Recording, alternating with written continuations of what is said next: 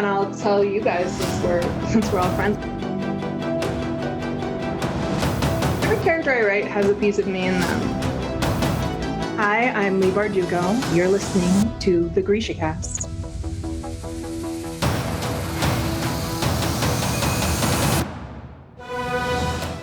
Welcome to GrishaCast, episode 118. In this episode, we will be discussing our first Grishaverse world tour together.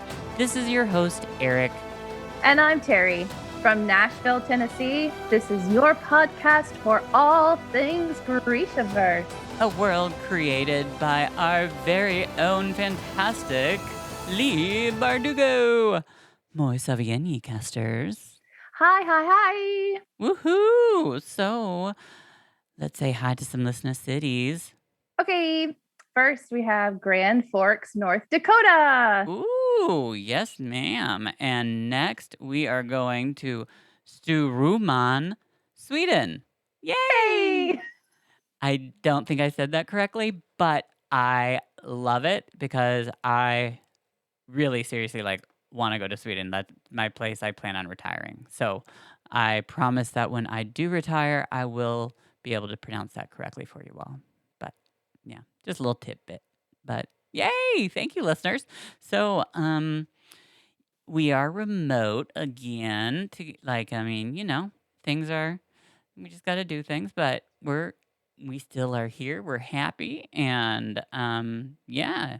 I miss Terry not being here with me, but I can see her right there. So, I still have my tea, and just in case I got a little lonely, I decided to bring a friend. And no, it's not Lucy. It is the one, the only. Oh, wait. Sam. Oh, that's my turtle, everybody. Yeah, Sam is a 5-year-old Reeves turtle. She has been around since, let's see. I took her to show and tell when I was in 3rd or 4th grade. And we haven't revealed our ages on this show, but I'm just gonna, well, there you go. You figured it out.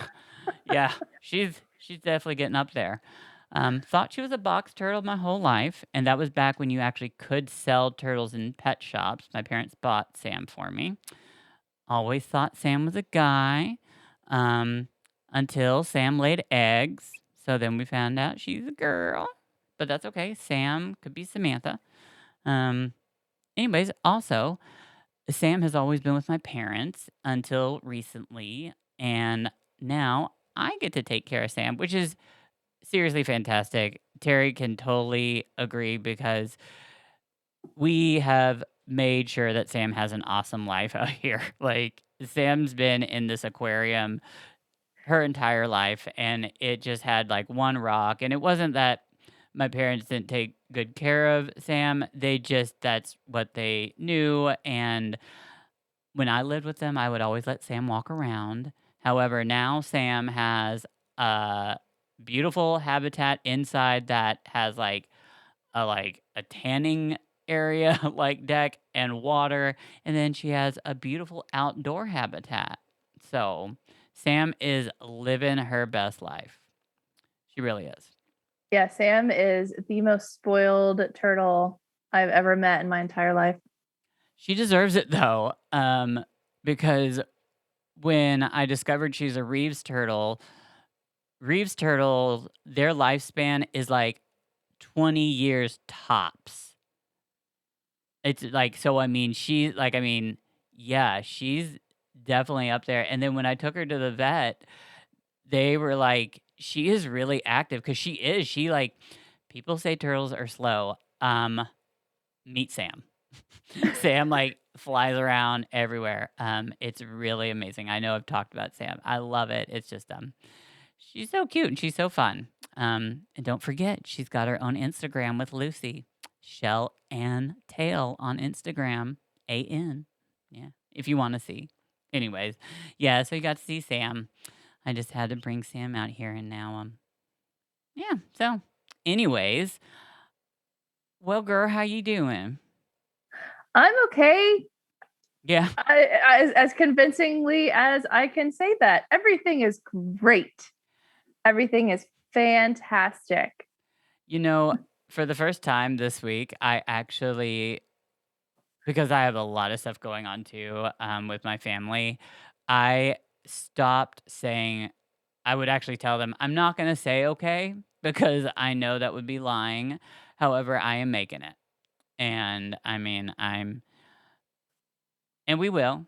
I mean, we both Mhm. got, there's a lot of stuff going on. It seems like there's a lot of stuff going on for everyone. So Yeah. it's just, it's a rough one out there right now. And it doesn't help that it is like boiling where we live right now. I mean, I hate it. Ugh. Yeah, that absolutely does not help at all. Makes it 10 times worse because I hate the heat. And like, I think today they're like, it's in the 90s, but it feels like it's 115. And I'm like, fantastic. I think Yeah, it's your, like it's soup. yeah, I think your work is the same as mine, where it's like absolutely freezing inside and you have to have like a sweater. But then, like, so this is the time that it's so just, it's hard. I hate it because it's like, I'm freezing inside, and then I go out for my lunch or my break, and I still am wearing my little long sleeve thing, and it's like, oh my god, it's so hot. And then I get in my car, and it takes time for it to cool down. The seatbelt burns you. Yeah, getting in the car is the absolute worst right now. Ugh, it's and it's only gonna get worse for us here. Just Oh, I'm sure. I mean, I know most people are dealing with crazy heat there, and then there was like tornadoes just like northwest of us today. hmm, Um, I know Salt Lake City is going through some stuff with their big lake. I know, like literally everywhere there is some stuff going down. wow. And the full moon was like last night. That doesn't help anything. I like cleansed this place. Like I cleansed myself. I was like saging myself. Huh. I'm like, we're going to set some intentions. We're going to do some things to try to cleanse whatever this is. Cause it's just one of those times. And I know everybody goes through it when like everything just like happens at once. Yeah. Like I'm very lucky to have the friends and the people in my life that I do currently because for like I guess the first time in a long time with everything going on, it's not like it's not the people closest to me that are aggravating me. I know you're going through some stuff, but um it's it's just everything outwardly that is kind of like fallen apart. And it happened on top of like a lot of, we're just going to be transparent, a lot of like self-discovery and dealing with traumas and stuff like that that's going on. And so everything just feels extra heavy. It's like the air outside, like the heaviness with that is Right. just compounding like all the extra heaviness. So just trying to like just just chill and be quiet with myself and taking it easy. But yes, it does feel like everything is going on in the world right now, personally and like externally. And I know that everybody's dealing with stuff. Yeah.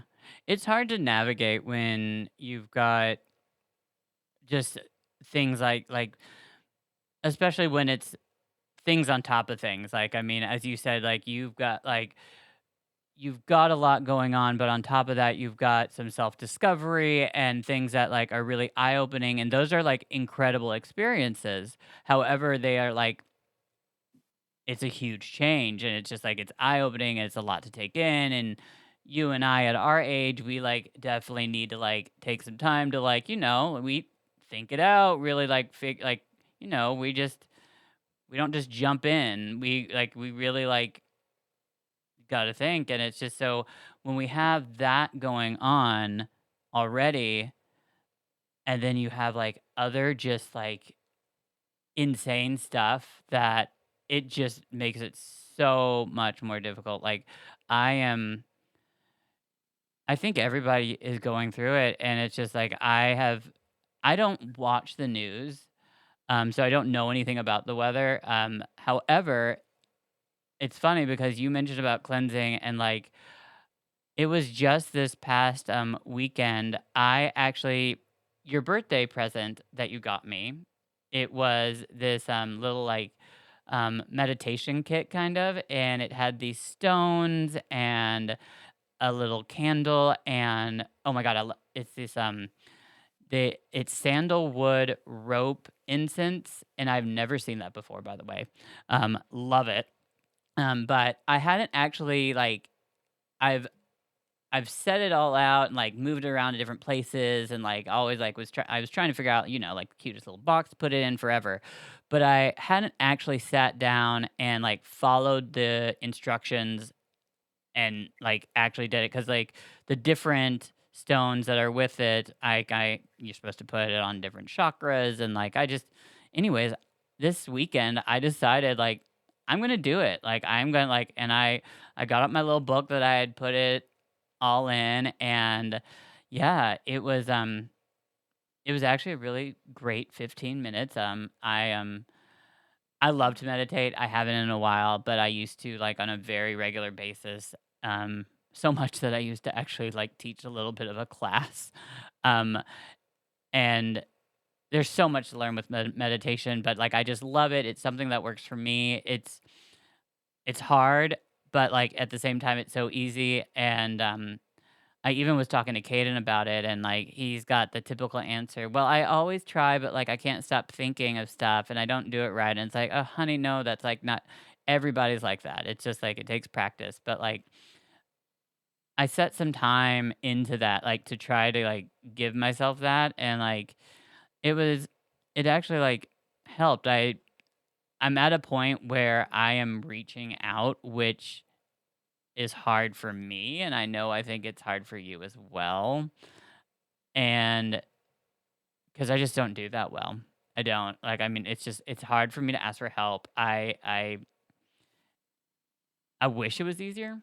However, I definitely have. I did that. Like I mean, like I helped myself, and then like even I think I I've mentioned I'm in a recovery group, and I actually got in touch with my like sponsor to make sure that I've got some step work set up so we can get moving, and because the air is too thick up in here, and like Hmm. I am gonna suffocate, and I'm too strong for this, and like I'm tired of being sad and moping around and not having time to do the things that I want to do. Like it broke my heart. Caden the other day said like he really wanted to hang out with me, and I was like, I really want to hang out with you, but like by the time I'm done with work, and then right after work starts all the other stuff, I'm exhausted, you know? Have you taken any time for yourself and try to do any of that? Like right now, I think this is great. Like this is like actually like relaxing for me at the moment. It might not be for you, I don't know, but have you taken any time for yourself recently? Um, I will say no, not really. I work two jobs, so like I have to go to the full-time job and then leave immediately to go to the part-time job, and then getting ready for grad school, getting all that paperwork and everything taken care of on top of taking care of the house and being a mom and all a bunch of other stuff. Um, things I can't really reveal too much right now, but there's a lot of things going on. I will say probably like therapy has been, I guess, kind of like a way to be with myself, but that's hard. Like that's taxing mentally. Like Absolutely. the way that I escape is like I get into like a craft, like I work with my hands, like soldering on some stained glass. I just kind of lose myself in it and just kind of let my mind go with that. And I haven't really been able to do that just because ev- there's a lot of new things happening and I haven't been able to like schedule, like I haven't found the rhythm yet, Yeah. you know. This is you and I are best friends because I bet Chris just heard that and he was just like, "Yep, Eric." Because I mean, I have been like my just doing like epoxy craziness. I've been like trying to there's a big project that I've been wanting to work on, and I am practicing all these different things right now so I don't screw it up because it actually is it has to do with one of my dear friends' ashes. And I mean, I can't mess that up. You get one chance. I mean, like um I have been like working on like it, but it's been nice like the art, like I mean getting like a little lost in that when I try not to like stress out that I've messed something up because like but take some time, girl, try to do it. I'm trying to do it as well. Like I really need to like clean, and that's like made me even more stressed out that there's like different parts of my house that like, and I know Chris hates this, especially because it's gotten worse, that like I just have like things collect. I have little places and I have like all this stuff in these different little places. And since life's gotten pretty tough recently, those places have like expanded. And like I think you and I can agree we both will start a project and it's really hard to finish sometimes. Oh yeah. So, Yeah, uh absolutely. yep. And when you don't finish all these different projects, you're left with a lot of mess everywhere is what it looks like. That's a very neurodivergent thing to do though. I can't remember what it's called. It's like piles of doom, I think is what it's called. Where people that like aren't neuronorm Yeah. they don't know what to do with these things, so they just like it just creates in like little piles, or it creates in like boxes. um that's a very neurodivergent thing that happens. It's just a thing. I've done it my whole life. Same here. I feel bad because I live with someone that is like he is like a clean freak and I like things clean too, but he is like, I mean, he's my husband, he's my baby. Um so But it's like you pick something up and you're like, I don't know what to do with this, plop, and like walk away. so and he's been like so respectful and like during this time.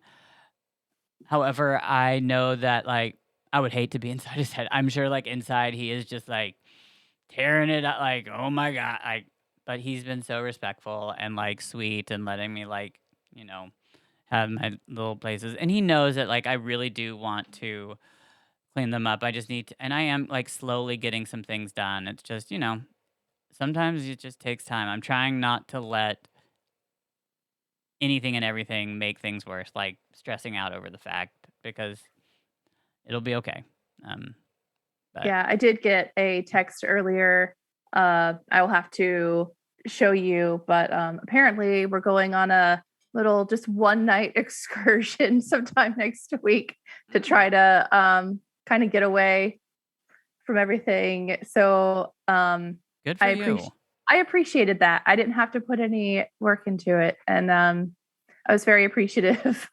Yeah. Of that. So it's a really cute little Airbnb like cottage on this farm where there's horses and a tree swing and all these cute little lights. And so I'll have to show you the picture.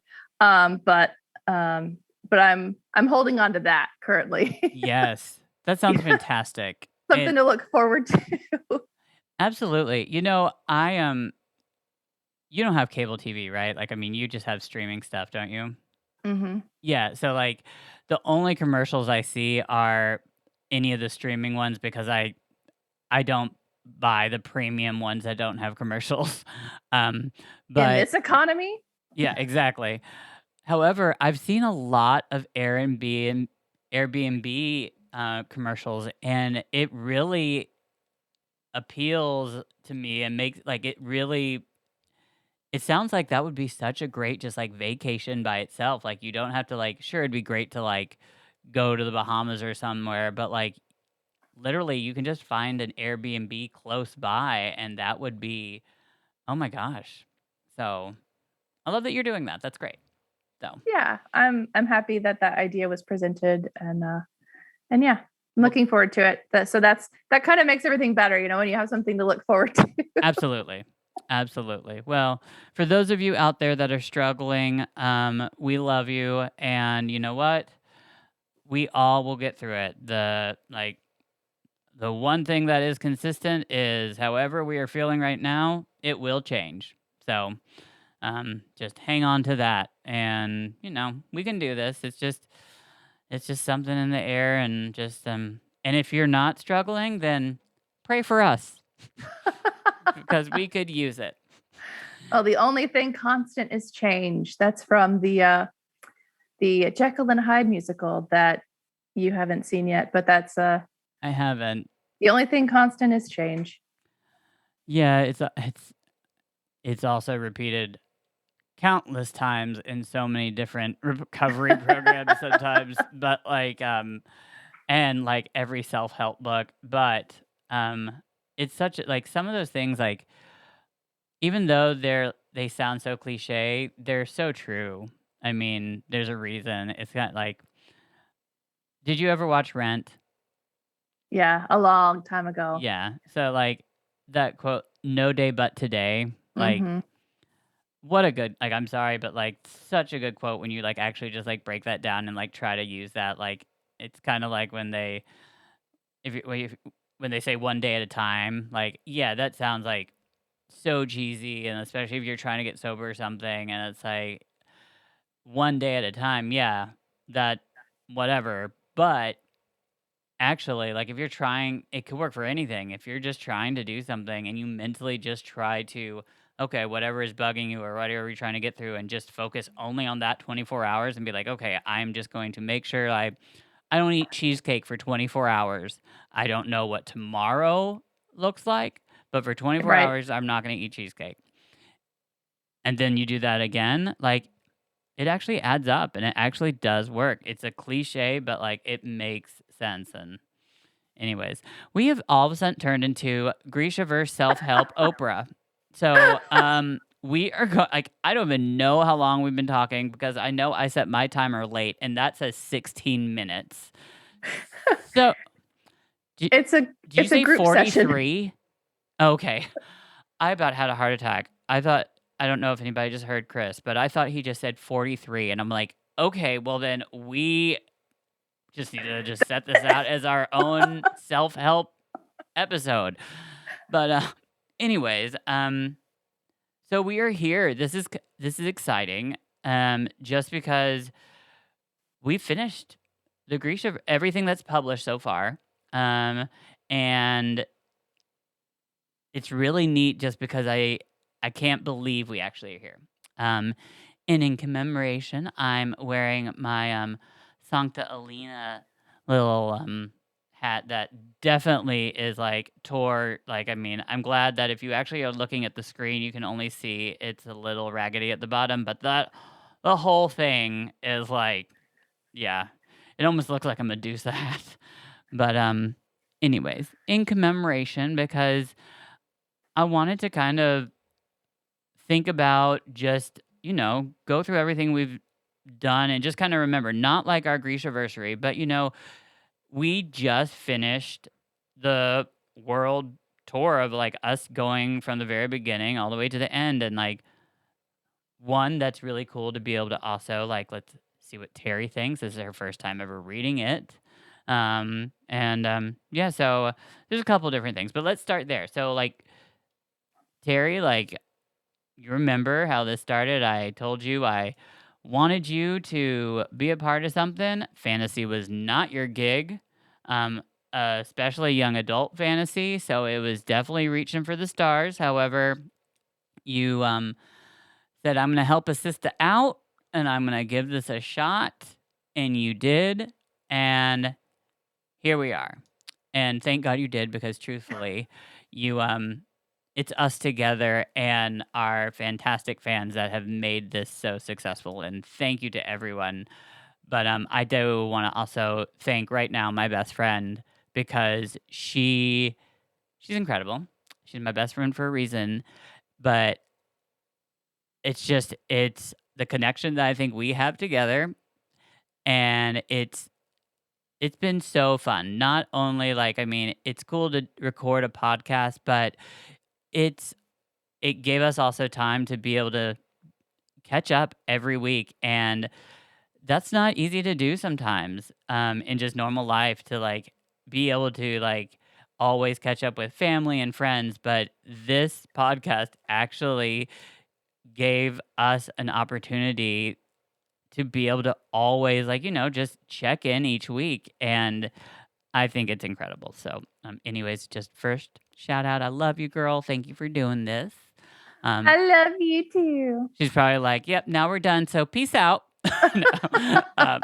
But No, we're gonna like kind of discuss oh yeah, like the Grishaverse as a whole, tying some things in. So we've got a lot of yeah, stuff to do. So it's weird now to think about the trilogy, like to go back 2 years ago right, and think about reading the trilogy. People that are now reading it for the first time, I'm like, oh my goodness, there's this, and then there's this, and I get so excited. There's all these moments like the Sturman reveal right. of like when I hear people like, oh, they just met up with Sturman. I was like, oh, I can't. Ah. Let me ask you this: like, when you got Shadow and Bone, did you like read the back of it? I know you didn't know anything about it except for like maybe me kind of giving like a probably horrible like summary of like the world, but probably didn't make sense. Like, what, like, did you read the back? Did you do a little research? Did you just start reading? I was trying to catch up with you. Yeah, you had to catch up like a book. You had to read a book in like a week, pretty much. Yeah, so I was trying to catch up with you, and so there was like no hesitation. I just like jumped in and read that first book insanely fast. Faster than I think no, that's not true. In my adult life, faster than I've Right. read a book. And it was kind of cool, like not knowing anything and just kind of, Right? yeah. I love, like, I have always read books that way. It's my favorite thing to do. Like, I think if you read the back of a book or the inside sleeve, it gives too much away, because if you read a book without any idea of even what the plot is, it makes it really cool. I'm just saying, it's just really neat. I'm glad you did that. I know it's an easy read, the first one, but like, Yes. tell me what you thought. Like at first, like, I mean, I even now looking back, where we know it's not the strongest written, right, because it was the first one. Even then, even with like the character development, that was like the strongest thing for me, was that the characters were really well written. They weren't the norm, like they were difficult to figure out, and even like the plot wasn't the typical. norm. Yeah, it was. I am so good at figuring out what's going to happen, and there were so many times where I didn't know, and it was a surprise, and that was great. Like the whole the Darklings story, even through the first book, you have no idea where that's going. No, Like as it's going through, you have no idea, is he a good guy, is he a bad guy? And so that was a lot of fun. yeah, I love and have so much appreciation for Shadow and Bone, the first book, just because it is so unique to fantasy. I feel. I just think the ideas, like all the ideas, are like, I mean, are incredible. You get a really good taste of like, I don't know, Leigh. I feel like it's like, I know her writing then was different, but it's like you could almost like feel th- sh- this author has something like Yeah. more, and she's got some more to give, and I can't wait to see where this goes. And I loved it. I also was scared at first, to be honest, that it was gonna be just like a YA romance, like more romance and fantasy, and I'm not a big fan of that. And it wasn't. It has romance, but it's definitely not the big plot point. Yeah, I mean, I thought for sure as we're reading through it, I'm like, oh yeah, Alina and the Darkling are gonna get together because that's what happens in every single book. Like you have it like marked, like this is what's gonna happen. Yeah. And then as you're reading through, you're like, wait a minute. Nope, that's not okay. I mean, they kind of do, but not they don't end up together like is gonna happen in all the other books out there. Right. And I love it when we have a villain that we love to hate. Like, and the Darkling is just a really incredible villain. And I love villains. We both love villains. But Mhm. like sometimes, like I mean, sometimes in stories they're just not the most well thought out or creative. I think the Darkling is just everything that I want in a villain. Like attractive, beautiful, um, smart, isn't just like completely like, I mean, so bad. Like, I mean, they're just like, they actually think they are like trying to help. They have like a purpose, but like they've got power. And I love the name, the Darkling. Love that. Even though like it's so simple, I love the name. Yeah, she said that she wrote it because she was stuck in the dark. Like the electricity went out and she was stuck in the dark. So she kind of like villainized the dark. So that's fun. It's a fun story. It's a fun thing that came out of that experience. Absolutely. And and I love her story. Like, I mean, as you were just kind of saying, like, I mean, she expresses how she, I don't know the exact wording, but she thought about what if darkness was a place, and that's where Hmm. the fold started. And I love that that is what spawned this whole series, and what a really cool thing. Like, I mean, like because darkness is terrifying. Like when you're in complete pitch dark, like I mean, and you like, especially like, not just for a moment, but like if you're just like completely like you don't know when you can see again, and like you're like it really like it can be terrifying, and you don't know. Like I but anyways, really It's the unknown. exactly. It's the unknown, and it's just ugh you and I love how she actually touches on this and brings us up towards the end. Everybody is the same in the dark, and I think that's really Yeah. neat. Like, because it's so true. Like, I mean, we all are the exact same. We're all like, none of us can see. Money doesn't matter. Like, but so it's a good book. It's not the strongest, but like it is definitely like a great beginning, and I love just the plot, and I love it. I love the characters. So I'm glad you. So after you read that, Hmm. what did you think? Like, I mean, you were getting into. Like, I mean, were you pumped to read the next book? Did you like? Because I know that you do see plot points way ahead before other people do. Did you see what was about to happen in the rest of the trilogy? Hi. It's all good. We all got our pets here, so. I totally had no idea. And it was hard because I read that first book like so fast. And then we had to like, Slow it stop down. and slow it down because I was going chapter by chapter with the podcast. So it was like I knew all these things and I went really fast. And then it was like, okay, a couple chapters at a time now.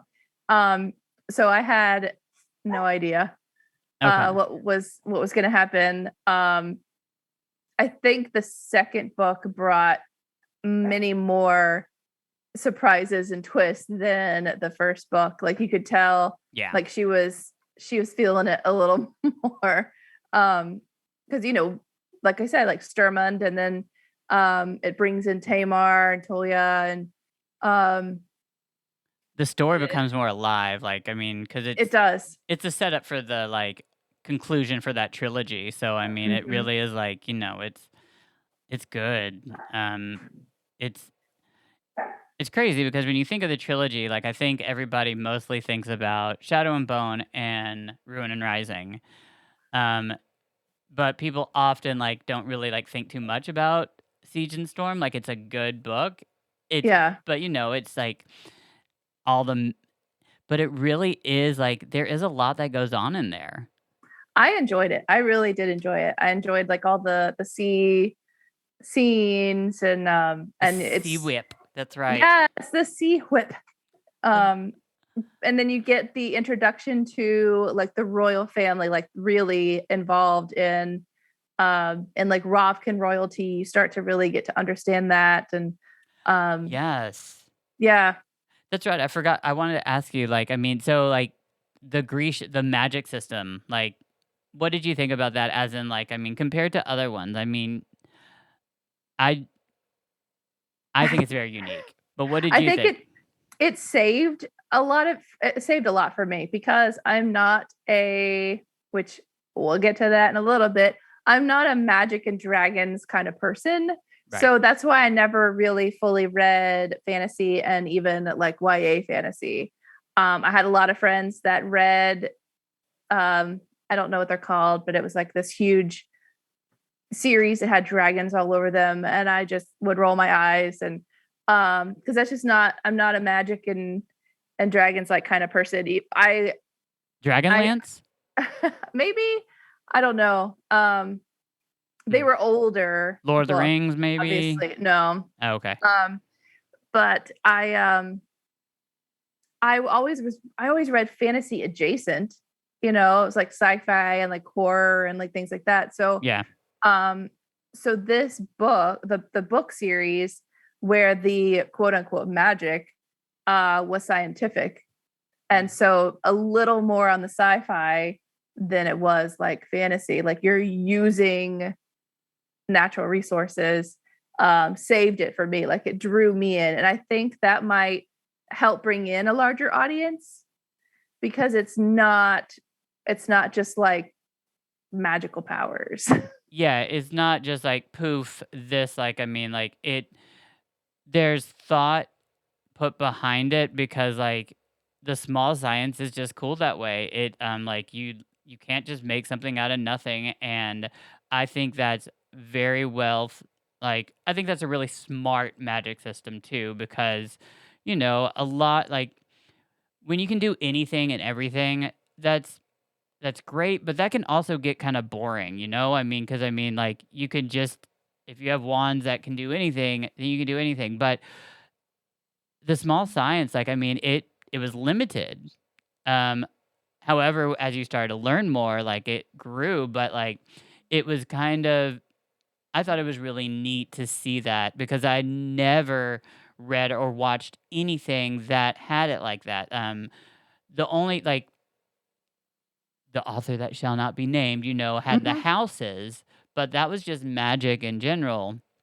This magic system was just like, I mean, it had, I mean, we've got different suborders, we've got all that. And I mean, maybe I'm just drawing a blank, but I feel like I just can't think of any other like really great magic system that was well thought out like that. Um, I mean, No, not one that was it's really something that you have to draw from science. Like you have to study the earth and study right. the resources and things like that. So yeah, it was and they even, they say all the time, it's not magic. It's not Merzos. It's Yeah. yeah. So that was one of the things I was very grateful for. Yeah. I did get I will admit like when I saw the list in the beginning of the book, I love that they have that, but I just like it confused me. I was just like, what? Like, Grisha and then it has all the different orders. because you don't know what you're like. What are all those? And then I do appreciate a good map. So Hmm. the map and as all that gets explained, it's just really cool.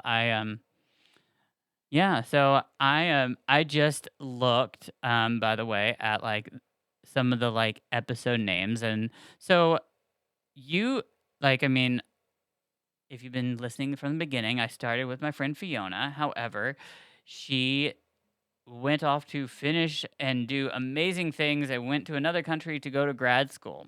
So when Terry joined, she came in right as I started Siege and Storm. Also had no clue what I was doing.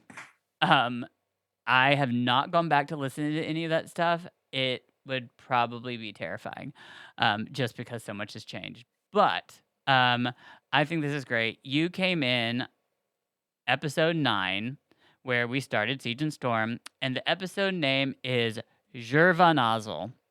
And that cracks me up because I know exactly what that is. Um, I think we had so much fun also like coming up with some of these like names. Um, but anyways, we should listen to that sometime. But it's just like yeah. So Yeah, we might have to be in a really good space to go back and listen to those early ones. yeah, I'm scared because I mean we had a totally different intro. Um, neither of us knew exactly what we were doing. Like I think it's funny that like I had no clue what I was doing, but at the same time it's kind of cool bringing in someone trying to explain to them, my best friend, that I have no clue what I'm doing. However, we will figure this out. And that actually was the magic concoction that made it work, which was kind of cool.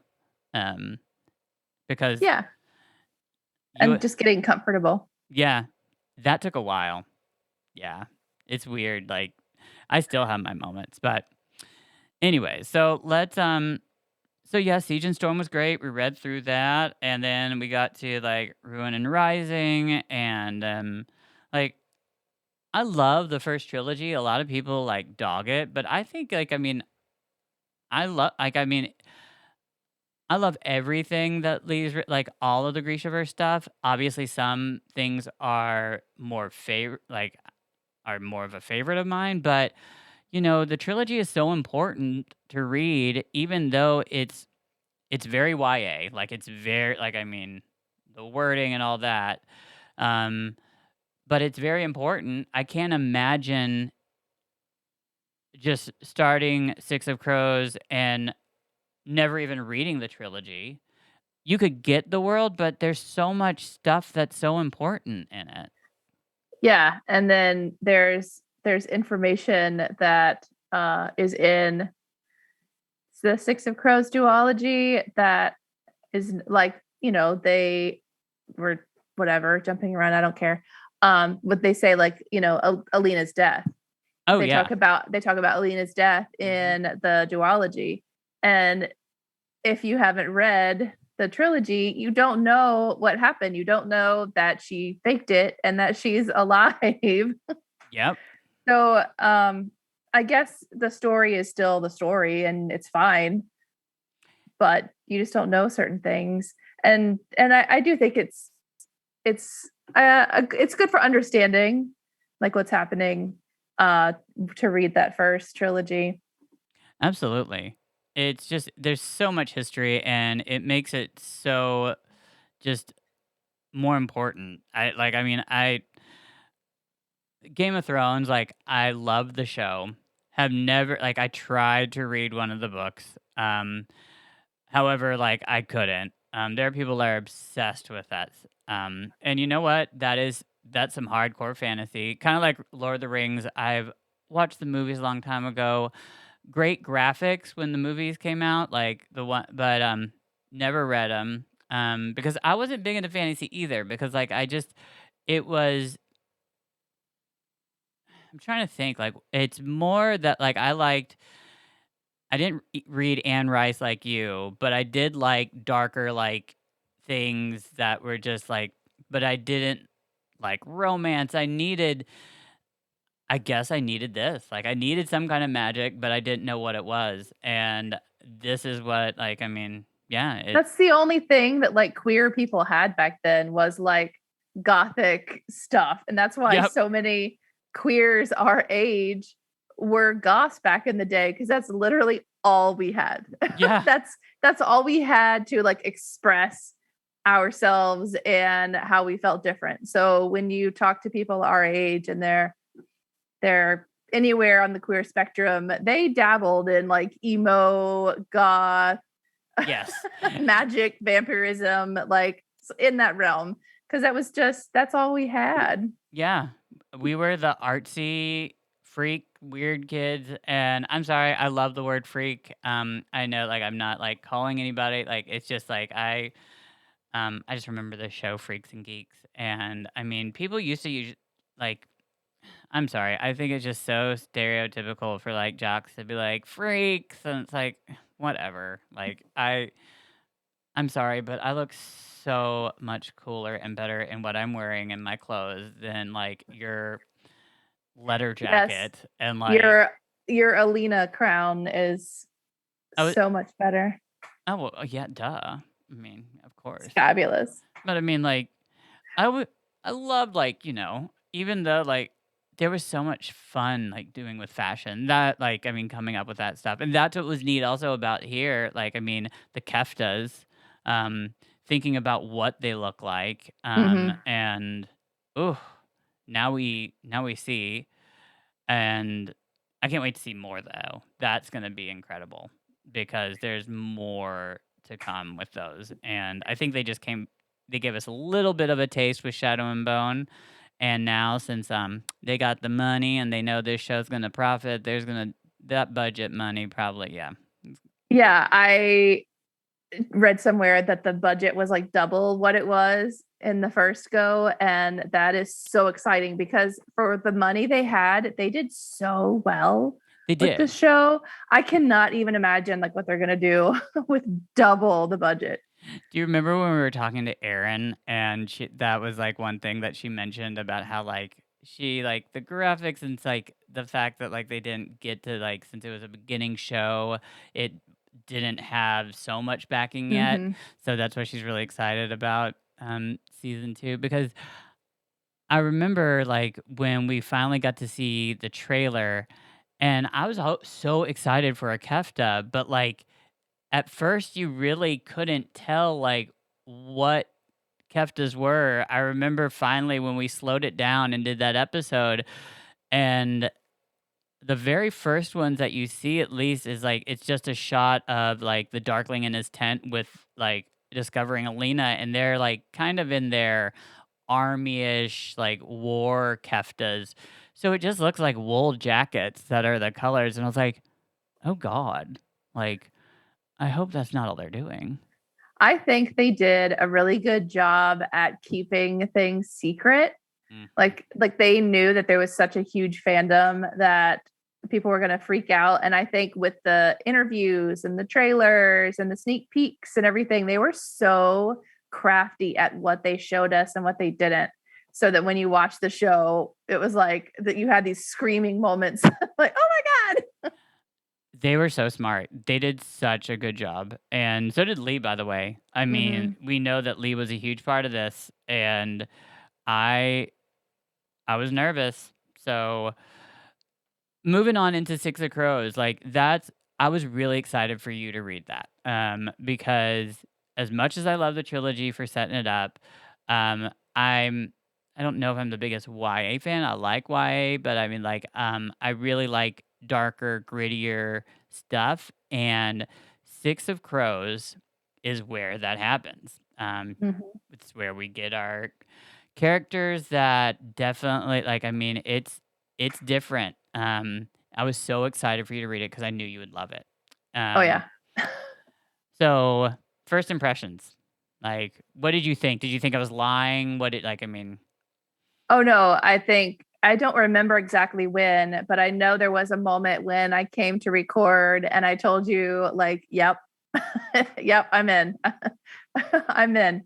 Um Again, character development on top of it being a different world where it's grittier and it's edgier because we come in with sex workers and um, and these themes that we didn't get to explore in the first books because the first books were so YA, and now we've got kind of this more adult, gritty world. On top of, we have these characters now that are newly introduced, and we get to know them so quickly, but then we don't at the same time. Like we fall in love with them because she wrote them so well, but every single one of them comes up with their own surprises, and we slowly get their backgrounds. And she's so good with characters.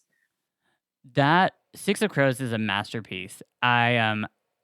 I say that because, one, I've never read a book like that. I'm not like a Missions Impossible heist kind of guy. Like, I mean, like I've seen Ocean's 11, like the movies and things, but like if someone had described to me like, "Hey, read this book. It's about like a heist," I would no. Like that's not like that. Just it doesn't sound interesting to me.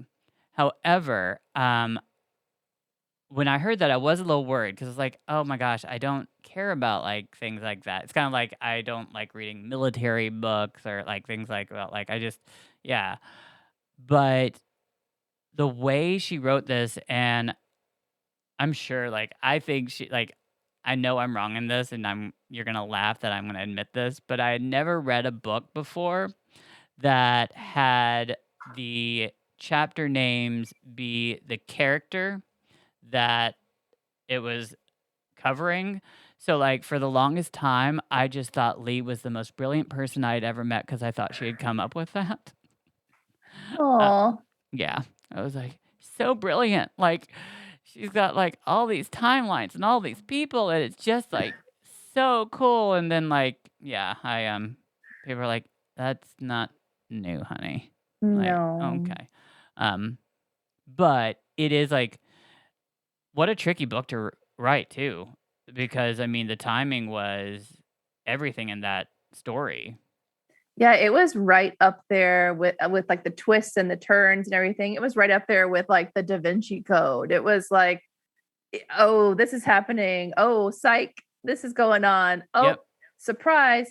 So it seriously had that same kind of feel of the big heist authors, or of like the big mystery authors. It was right up there with that. And to have you know, something a little new, because it is YA, it's still YA. So it's just, I don't know, she's such a good writer, and the to keep up with everything and to know where she's going with it. I've always wondered about other authors doing that. And then yeah, it's just it's crazy to me that you can think up all of these, I don't know, branches. Right. Yeah. And I think it's like when you're saying YA, like I agree with you. It's considered YA, but like however, like I just like I don't know. I don't know what the definition of YA is compared to like adult. I know it has to do with themes. Like, I mean, but it definitely does. Like, I mean, maybe cursing. However, there is like still like cursing in, but this is just like it's so different from the first trilogy. Like, I mean, if the first trilogy's YA, then like I almost feel like, I mean, It's it like should, YA plus. yeah. Or the trilogy is like a very like it's a beautiful story, but it's just like it's written for like I mean the younger audience because Six of Crows is so gritty and dirty, and the themes in there. I mean, there's adults that like I don't know. I just still have a problem. Like I wish I knew the actual answer to that. Like what makes something YA and what makes it adult? Because sometimes like I don't really see the difference. I read adult fantasy books all the time now, and I'm like, I don't really like. I don't know. Do you know the answer to that?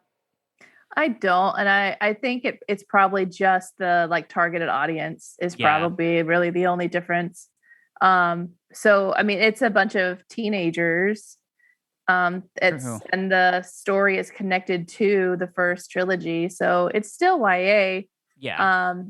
And there's nothing like too bad in there. There's not, No. it doesn't get like super deep or anything. So I mean, it's still YA, but it's elevated YA, and I think it's where YA was going, because YA has matured a little bit over Mhm. the years. So I think it's on par with like where YA is now. Because since then, I've read a couple other books. You know, I had that like bookish box, and I read a few Right. things that I thought were fairly popular and couldn't get into them. But the same kind of thing, like it kind of pushes the envelope a little bit more Yeah. than what you would think. But I think that's true of the times anyway. Absolutely. I think we're maturing because there's so much information available to everyone. Yeah. So kids are more mature in some ways. Well, yeah. In some ways, they know more about things that our parents could keep under wraps. So you have to entertain the readers now in a different way. Exactly. And also, like, I haven't thought of it this way, but the people that read Shadow and Bone, like when it came out, like with 2012, like, I mean, as she kept writing, like, I mean, everybody keeps getting older. So, like, I mean, like, it's almost like maturing with the books themselves. If you think about Shadow and Bone's maturity level compared to Rule of Wolves, Yeah, huge. because those characters definitely age. Oh, If we're absolutely. going on what they're doing with the show, then Six of Crows kind of like kicks in during Siege and Storm times. We'll see. So yeah, You're right. Exactly. I mean, that's the one but thing that no, see, that confuses me because it they doesn't talk make about sense. Alina's death. Exactly. So There's got to be something where it's either just they're going to tell the two different stories and just it's going because to be different timelines. It's not going to be at the same time. It's probably just that's the only way they can do it. They can't do it at the same time anymore. don't they say in the beginning of Six of Crows that it's been 3 years since the war? Yeah, there's some kind of it's a reference about How yeah, much time has gone by? and So it's written after for that big sure. war. Absolutely. And we know Leigh well enough that she cares enough about her writing and stories to not mess with the timeline. Um, not as horribly and as badly as the author that shall not be named did. Yeah.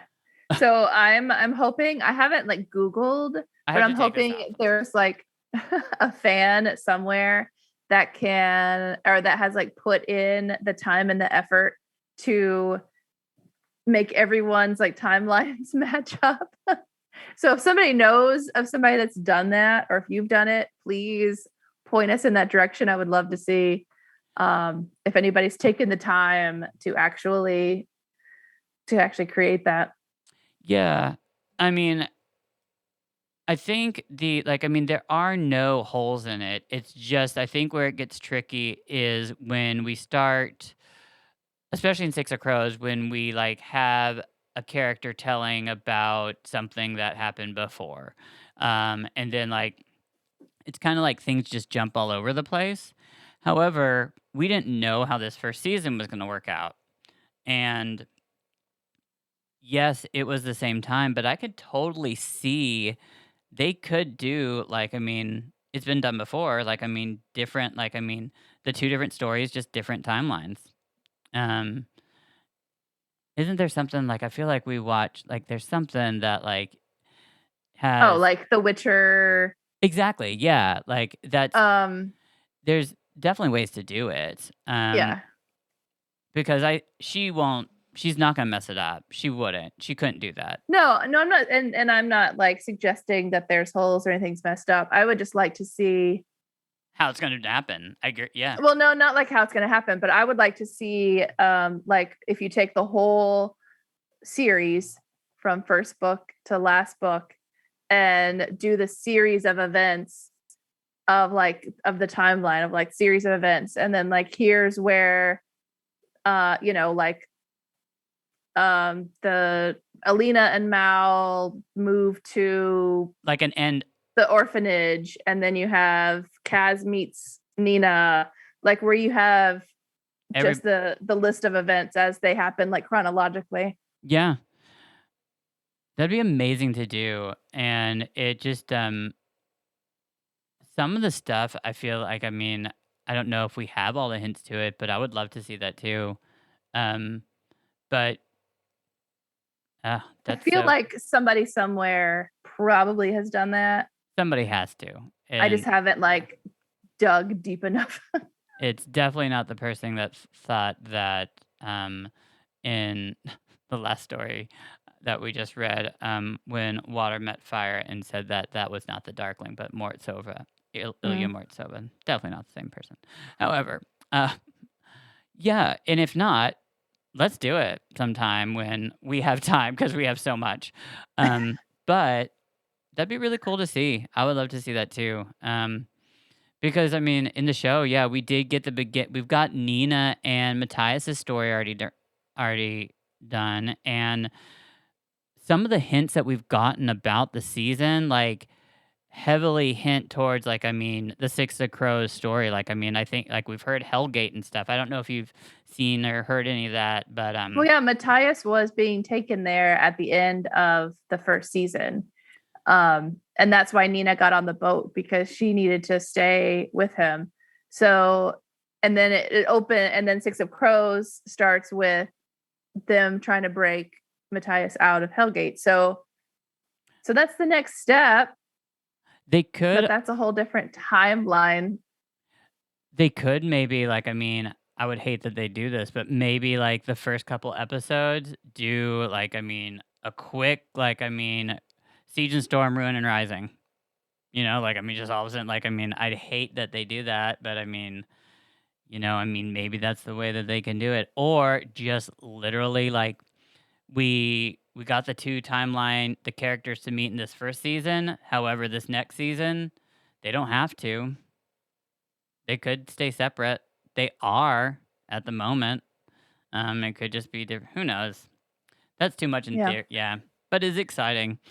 So I decided to look at our Instagram a little bit, and by the way, like I love Instagram, but like I did not know that, like, it's crazy because it's a little bit of a timeline of our history, but it also shows like where we like the books we've read and how we've gone through them, and it's really crazy and neat to see, and also especially like looking at the titles, like Six of Crows, when we covered chapters 1 through 3, are Junkie Maybe Ghost is the title of the podcast. Oh my god. We've got Waffles and Cheesecake. Skeet, Yeet, Eat, or Eat. Could you like? I just think this is like so funny, but just because so much stuff has gone on, and I think it's amazing that we've got. And then, of course, we can't forget, like, Izumrudd came along finally. Like, I mean, that was way back, but I mean, you know. And then we've got our listeners that have helped. We've met some really cool people. So, Crooked Kingdom. So like Six of Crows, groundbreaking, amazing, really cool characters. Crooked Kingdom, I thought it was good. It like, I mean, like, it ended well. However, I like Six of Crows better.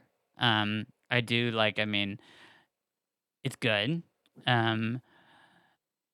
But when like King of Scars, that is where stuff started getting really real for me, because that's where characters that I wanted, like, I mean, what are your thoughts of like kind of just like the whole like ending of the series, which is, you know, King of Scars and Rule of Wolves, like the main story. Well, I was really sad to leave the duology, the Crows duology. I wanted more of that. Yeah. So I was really sad. that was done. But yes, I agree. 60 Crows, I enjoyed that more. I don't know if it was just because it was new, and then to end the duology, I mean, it was well written and it ended well, like you said. But then I was like, I want more. Why do we have to leave this place? King of Scars, I think, like you said, it was where things really started to happen, and I think where Leigh's writing really flourished and really took off. I really missed my peeps. At least we still had Nina. Yeah. But it was there, to me, and there was like pieces missing of my heart. Reading through. But it was so well written. Again, it's a complex novel. There was a lot of things going on. So many things going on in that book. Exactly. There is like it's crazy because the way like Ruin and Rising, like that ending, like I mean, it just like I think it was a brilliant ending. Like I'm not mean to go all the way back to the trilogy, but like it was just a really good way to end that story but like also leave things open.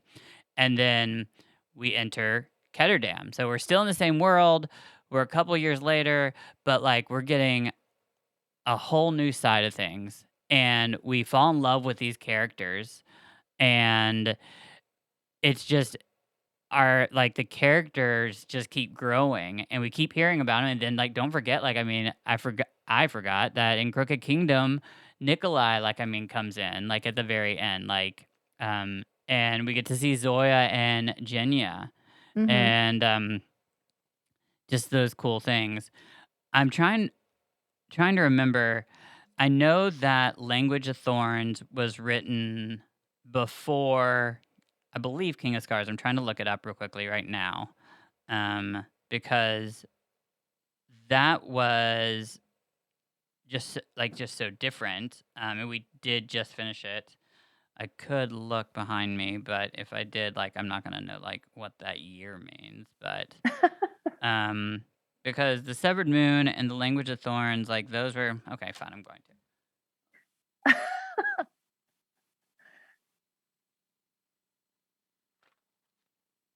So we've got the Language of Thorn, and the majority of these stories actually were already in the back of some of these books, but this came out in 2017.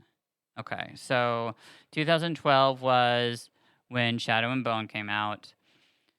So, God, I guess I don't the exact order, but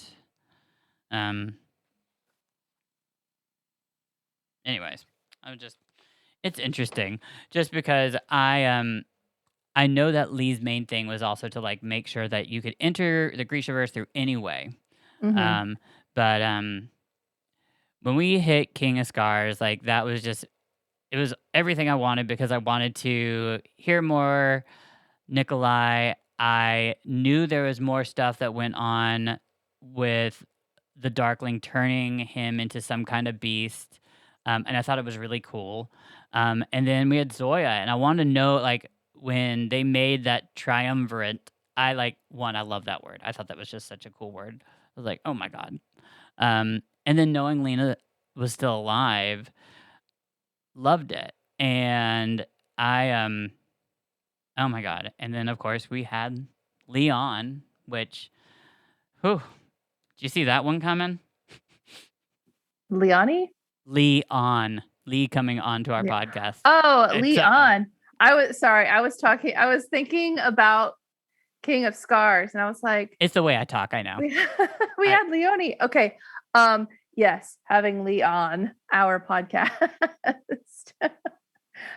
was interesting in many ways, but because we're talking about the books in particular, it was cool to talk to her before the final book came out and to not know what was happening and to now kind of like go back and hear all the hints that she had dropped. Yeah. And things that she said but didn't say. She was good. She She was good. like Master of Disguise. I mean, come on. Like I expected her to at least accidentally drop the name of the book. Nope, didn't. Mm-mm. That was episode 41, by the way. Like that still that so early. Isn't that crazy? Like, Yeah. but anyways, and then we hit Rule of Wolves, which we all had been so excited for, and it was just the ending of our main storyline. And she gave us hints that it was going to all be war, and I was so scared that like, what were you scared going into reading Rule of Wolves? What were you scared was going to happen? Anything? Oh, yeah, you and I had talked about it. We both were kind of under the conclusion that Nikolai was going to die in some form or fashion, Yep. that he was going to like give himself up or something. Like we knew in our hearts that We Nikolai did. was not going to survive this. Oh, and we so were wrong. we were so wrong, but that's the beauty of it, is that like you never see what's coming with these books. So and then there were other things that we're like, this person's going to rule here and this person's going to rule there, and That's right. we thought Nina was going to take over Fjerda. You had like I remember you had it really well. Like when we learned that the title was Rule of Wolves, and the ending of King of Scars, the Darkling, like huge. Like for me, that was a big mic. Like I about like drove off the road. I thought that was so cool because I didn't see that coming. But I remember when you found out specifically Rule of Wolves, you started like putting things together in your head about what that meant. Mm-hmm. And like, I thought it was so brilliant. But yeah, we were trying to figure out like who was going to rule what and like what that meant. And it was just really neat. It was really neat to watch your brain work, like trying to do that. Cause I was just like, but That one out of all the books had my brain going all the time, because there was a lot going on and there was a lot of change. yeah, And knowing that she puts a bunch of hints everywhere and the title was so ambiguous, and what the heck does that mean? And so that of everything, as we were going along, as we were discussing it, it was like, oh, wait a minute, but then this and then that. And then she was dropping hints in the beginning of calling, all of a sudden, like she calls Hana a wolf. yep. Like she runs with the wolves or whatever. And I was like, oh, dang, here we go. It and that's what's so awesome about Leigh's writing is like she subtly drops hints about things like that, like kind of like the Darkling always will have his eyes. It's quartz, like that's what like the color of his eyes were like a dark quartz, and like I just always Gray. a gray quartz. That's right, and like I just brilliant. And so many amazing things happen. I loved it. It it ended still like with a lot of openings. Like and I love the cameos we had. Um, so let's answer like I know we've been on for a while. Let's answer this question. When we started, like the very beginning, what did we think? Did we expect it to go where it did? No. Same here. Yeah, not at all. No, not at all. I don't know if I knew what to expect, but it went into a completely different direction, and things changed so drastically as well. Like I was talking in the beginning about, I'm not a magic and dragon kind of person, and then oh look, we've got a magic land and dragons now.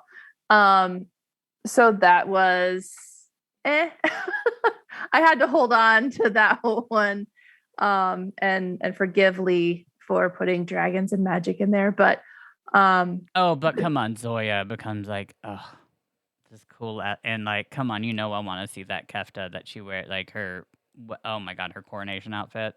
Yes. yeah, I have to forgive a lot in that realm, but but no, yeah, I had no idea. Like, I don't know what I expected to happen. I thought, I don't know. I thought maybe the Darkling would have more to do with things. Um, I really don't know, because Leigh herself said stuff about death, Mm-hmm. and all this other stuff. So again, the whole theme that we've been talking about this whole time is like we never know what's going to happen.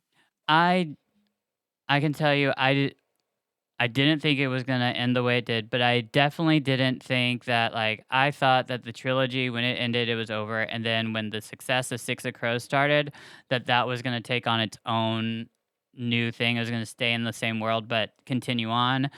And then when King of Scars came out, and all of a sudden we were back to Nikolai, like, that surprised the hell out of me. I was just like, I didn't expect that, just because, like, Six of Crows was, like, groundbreaking and so popular, it, like, raised her level, like, so high up. I didn't It just shows her craft that she had been thinking since the beginning, like, even that, like, I mean, like, she got us, like, like, all that stuff even in the beginning in the trilogy, like, it is connected. Like, come on, the making at the heart of the world, and, like, we end with our villain, for, like, who's hard to hate but love, who's sexy, ends up being the thing that saves the Grishaverse. Like, Mm-hmm. the only reason it's still there. Insane. Like, I loved it, and then I loved I l the little stories that came out afterwards. I love that we have the Lives of Saints, and I love the Language of Thorns. Um, Obviously, not all the stories are, like, the most amazing things, and, I know they're not always your favorites. Some of them are darker than others. Some of them have more, grit and just more adult themes. However, that is something that I think I really appreciate about Leigh, because you never know what you're gonna get with Leigh, and the themes that she writes about, I don't think there's ever, like, I mean, I don't think she ever drew the line at something that was like, it's life, unfortunate. Like, I mean, sometimes some stuff is like, yes, it's like it can be a little harsh. It couldn't Maybe there needs to be some, like, I mean, maybe, like, if you have suffered with this, you might want to not read, like, but she definitely brought a lot of humanity, like, into these stories, even if it's like the evil stuff that, like, happens. I think, like, that's what makes it so real to me, I think. Because we are in a fantasy world, but at the same time, it doesn't feel like a fantasy world, you know? Um, but Yeah, uh, I think that's why a lot of people identified in like Six of Crows, because I think that's where, because her character development was great in the trilogy, but once we got to Six of Crows, and there's these group of people, I mean, for the most part, don't have Grisha abilities, right. so they're more human, and I think that that's what a lot of people gravitated towards, is they could see themselves more in these characters, and these characters, all of them had trauma, like they had all gone through some stuff, and that's what brought them together. And again, for us, like queer folk and freaks and everything else, we identified with that. And so I think that's why I mean, obviously the writing and the heist and everything else, but that whole character development of this trauma group, It helps. this very human trauma group, really brought that to light. Absolutely. And it's awesome to be able to read a story that you're thoroughly enjoying the plot, and it's something incredible, but it brings a whole new level when you actually identify with these characters the way that we do. Feeling like, as outsiders our whole life, it's just, we didn't read books about us. We weren't on TV. We couldn't find things that we could relate to. And that's the magic of the way Leigh writes. And I think fellow authors like Leigh, like Holly Black, and, like, it's just, I love that people that are our age that grew up to be authors, that were gothic and dark and punk or whatever, like us, became authors and created stuff that we didn't have. And it's a special place to like have now. Like I mean, like I just think that it's awesome. Kids these days, I don't like. Don't want to say, you don't realize how lucky you are, but like seriously, it's amazing to find things that you can relate to, especially like in reading. My God, the things we read when we were younger. Like I mean, my God, I could relate to Anne Frank, except like only because I was Jewish. I mean, my God. I remember I even like started my own like little diary and actually called it Kitty. How morbid. That is very morbid. I know, like I mean, but I mean, who else was I gonna relate to? Like I mean, Great Expectations like isn't like there's like no, there just wasn't anything. But anyways, so I held on fast to, the the vampires. yes, And then beyond that it was anything that was like Jane Eyre, Jane Austen like type stuff, because they were strong single females. right. So, a lot of those characters didn't get married. So yeah, there was a lot of that. And yeah, it's every generation's responsibility to pave the way for the next generation. So we just need to keep it going. Absolutely. And I hope this podcast helps with that because I mean, hell, when we were kids, we didn't even know what podcasts were. I mean, the only way I can describe this to my parents is it's like a radio show, except it's not on the radio and there's no commercials or music in between. And that still isn't a good description of it. It's just two dorks talking. Yep. Hey. So we've been talking for a very long time because I know that my timer that I set late says 75 minutes. But I think we did a good job. We just wanted to summarize a little bit. I hope we didn't leave out anything main. However, there's so much to this that we probably did. Feel free to email us questions if there's something you specifically would like us to talk about. We are very excited that we have reached this part of our GrishaCast life because there's a lot of really cool things coming. Next week we do have we're going to continue interviewing YA authors and things that are related to the Grishaverse. And next week we get to interview with Melissa Albert, who I'm sure a lot of you are familiar with, and we're very excited about that. Yep. And but anyways, before we get to that, is there anything that before we get to our news that you needed to that I left out or anything that we want to end on, or should we just say maybe we need to have a part 2 of Grisha? No, I just thanks for sticking in there with us through the Grishaverse, and if there's anything y'all want to discuss about it, then come be a guest. Exactly. And there's a lot more coming with Grishaverse. We're just not spoiling it all for you right now. Yeah, so we're just getting started. However, it is that very special time for something we haven't done in a long time, and we're excited. It's time for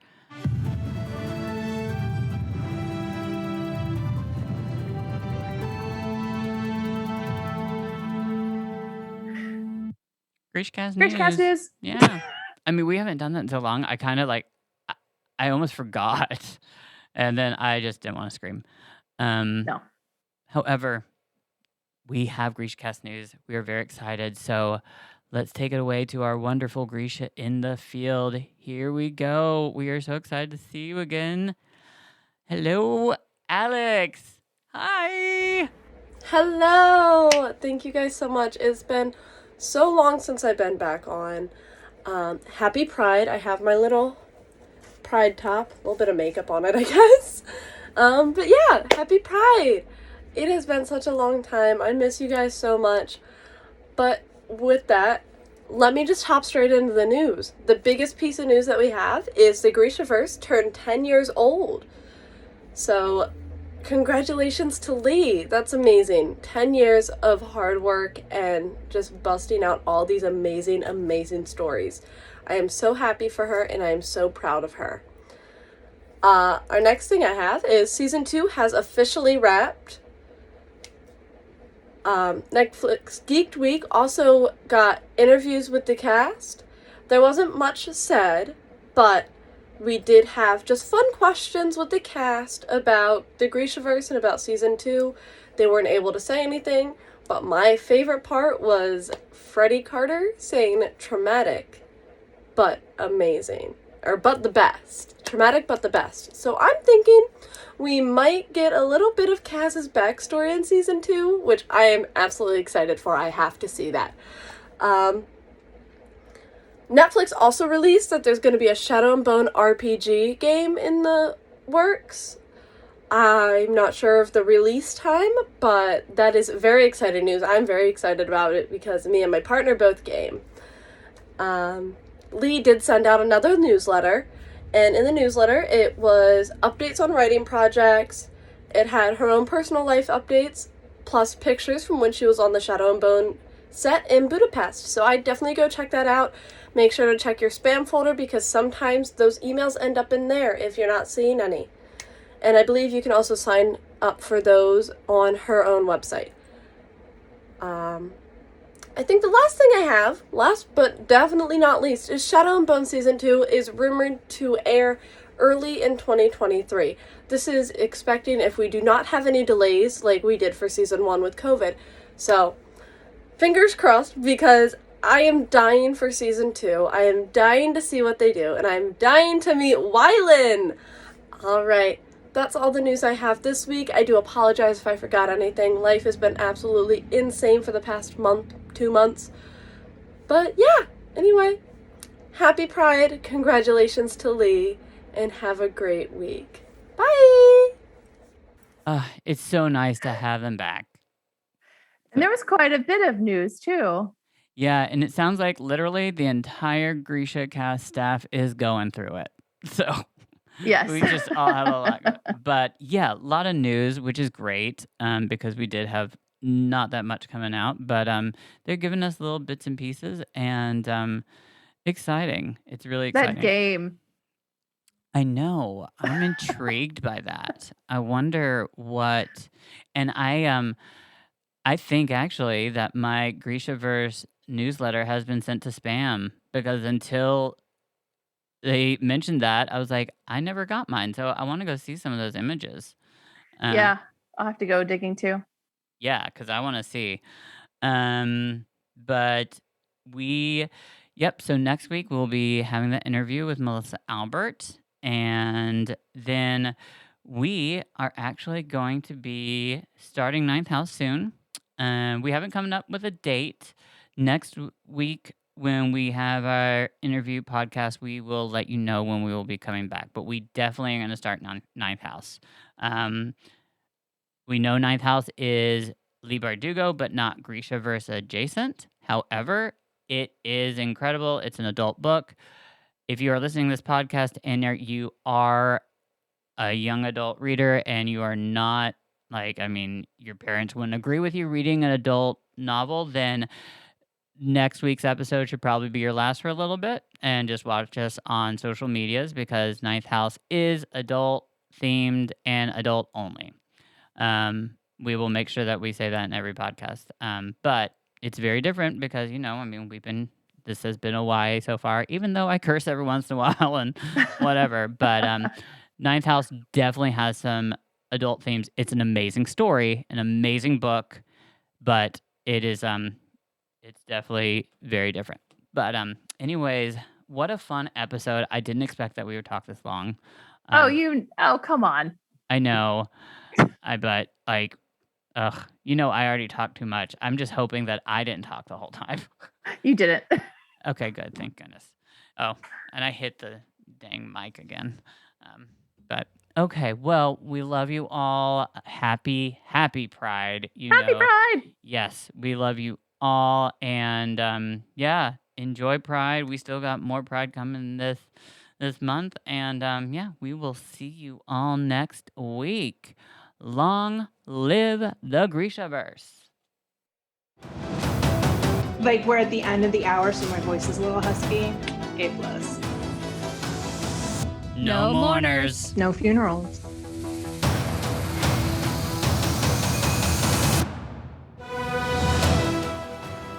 This has been GrishaCast. Connect with us on the web at GrishaCast.com. Send an email to info@GrishaCast.com. Follow us on all of our socials at GrishaCast.